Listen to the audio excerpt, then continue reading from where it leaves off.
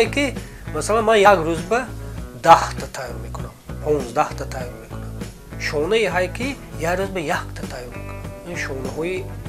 شاهانه میگم من بسیار خیلی سیقبت کندکاری میشد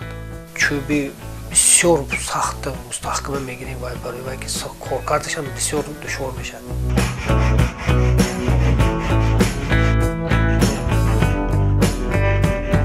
خصوصیت شونه فرق خصوصیت چوب فرق دارد مثلا چوبی زالدورو چوبی روان میشه بعد برای عصب بسیار خوب برای عصب میخواد شونه کنی عصب آروم میکنه چوبی چهارمغز برای موهای خشک بسیار فایده‌آور چون و از خودش روغن خارج کنه می‌سازد